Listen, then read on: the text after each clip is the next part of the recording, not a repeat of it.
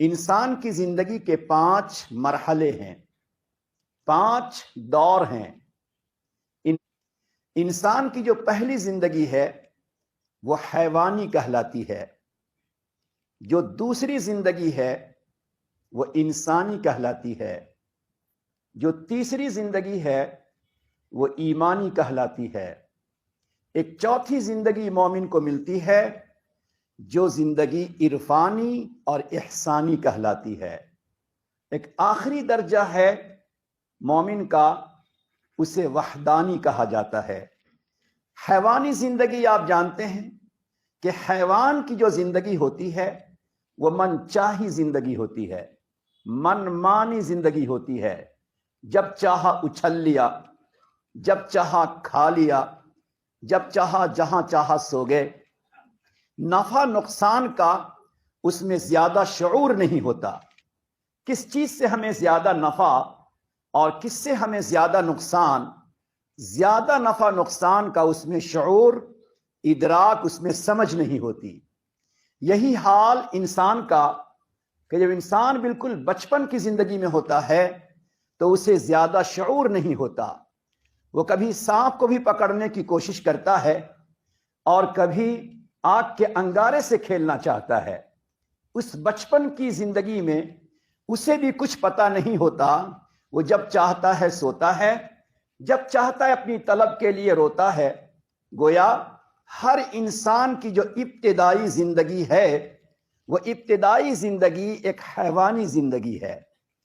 پھر جب انسان تھوڑا آگے کو بڑھتا ہے اور عمر کے چند سال اس کے ہو جاتے ہیں تو اب وہ جو زندگی ہے وہ انسانی زندگی ہے۔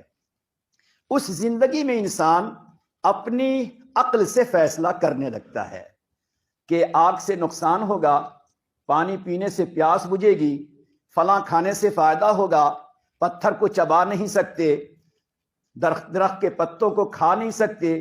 یہ انسان اپنی عقل سے فیصلہ کرنے لگتا ہے۔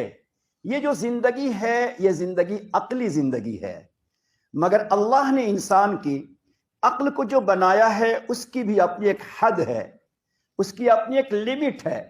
وہاں جانے کے بعد انسان کی عقل بھی ماد پڑ جاتی ہے اور بسا اوقات نفع نقصان کو پورے طور پہ عقل سمجھ نہیں پاتی۔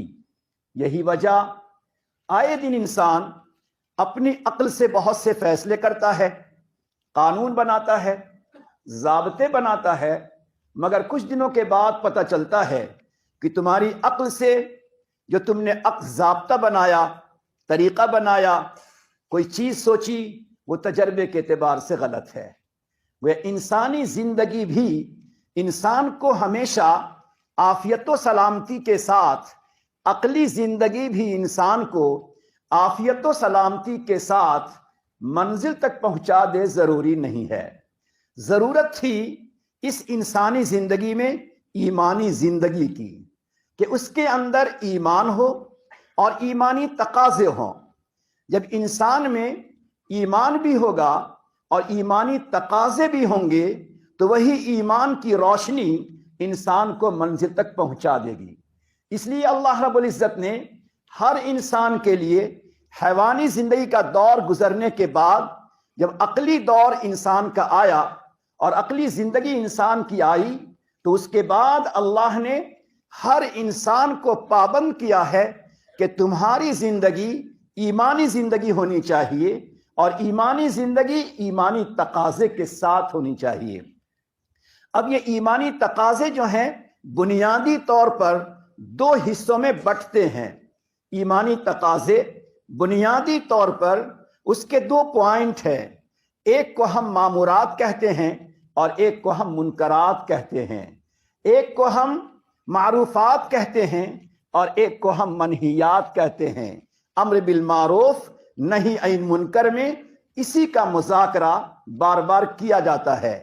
تو اللہ رب العزت نے جو ایمانی تقاضے ہمیں اور آپ کو دیے ہیں اس میں کچھ چیزیں وہ ہیں جو کرنے کی ہیں جس کو مامورات کہا جاتا ہے، اور کچھ چیزیں وہ ہیں جو نہ کرنے کی ہیں یعنی چھوڑنا ہے۔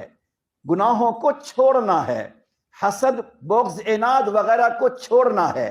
تو گویا ایمانی تقاضے کے دو پارٹ ہو گئے، ایک کو مامورات کہتے ہیں، کرنے کی چیزیں، اور ایک کو منہیات یعنی چھوڑنے کی چیزیں۔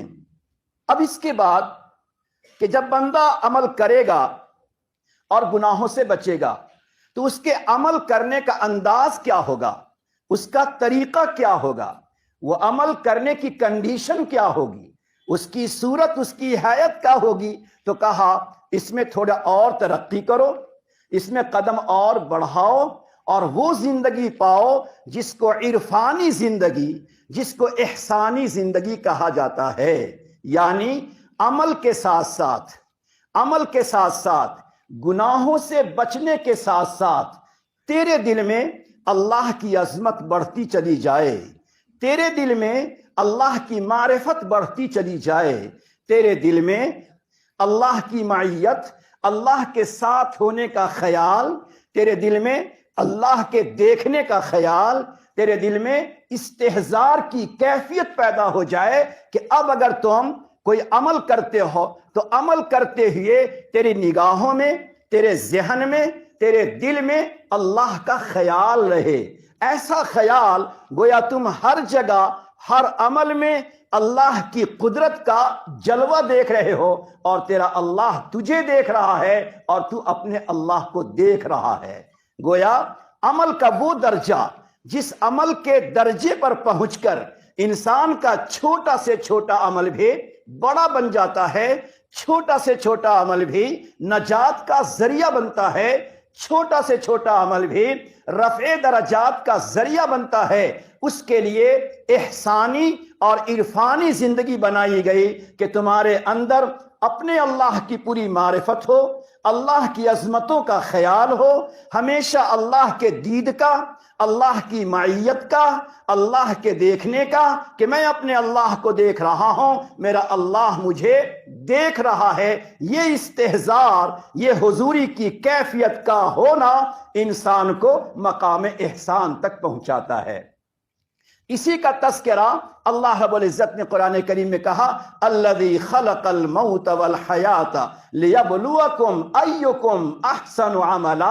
اللہ دیکھنا چاہتا ہے کہ تم میں سب سے بہتر عمل، اچھا عمل، حسن عمل، وہ عمل جس میں حسن و جمال آ جائے، کون ایسا حسن و جمال والا عمل کرتا ہے؟ اللہ نے اس کا ہم سے آپ سے مطالبہ کیا ہے کہ جب یہی مقام معیت اور یہی مقام حضوری اور یہی مقام احسان کا درجہ جب بلند ہوتا ہے تو ہر جگہ اسے اپنے اللہ کی قدرت کا جلوہ نظر آتا ہے۔ وہ پہاڑوں کو دیکھتا ہے تو اپنے اللہ کو یاد کرتا ہے، وہ فضاؤں میں بغیر کسی سہارے پرندے کو اڑتے ہوئے دیکھتا ہے تو اللہ کو یاد کرتا ہے، وہ بہتے ہوئے پانی کو دیکھتا ہے، اس پر چلتی ہوئی کشتی کو دیکھتا ہے تو اللہ ہی کو یاد کرتا ہے، کسی مریض کو دیکھتا ہے تو اللہ ہی کو یاد کرتا ہے۔ یہ ایک ایسا مقام ہوتا ہے جس مقام میں انسان کو ہمیشہ اس کا رب، اس کا اللہ ہی یاد آتا ہے۔ تو اب دیکھیں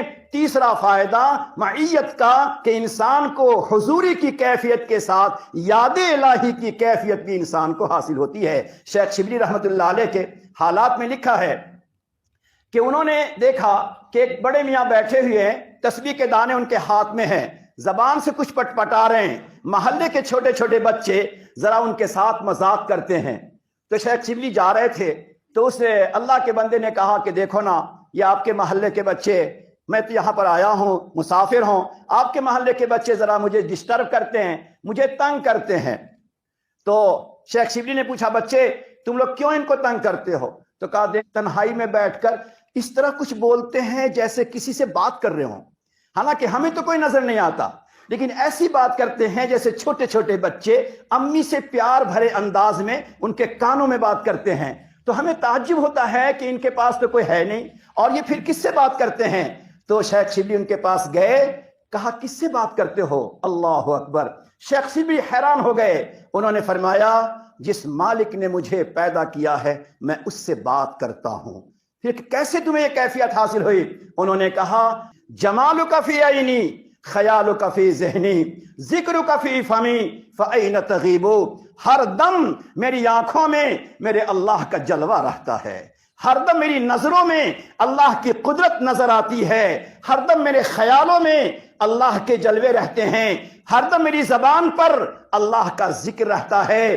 بتاؤ اب وہ اللہ مجھے کیسے اوجھل ہو سکتا ہے؟ تو جو اللہ میرے سامنے ہے، میں اپنے سامنے والے اللہ سے بات کرتا ہوں، یہ مقام انسان کو یہاں تک پہنچا دیتا ہے۔ لہٰذا ضرورت ہے کہ ہم اس کیفیت کو حاصل کریں۔ ذرا سوچیں، دنیا ترقی کرتے کرتے کہاں تک جا چکی ہے۔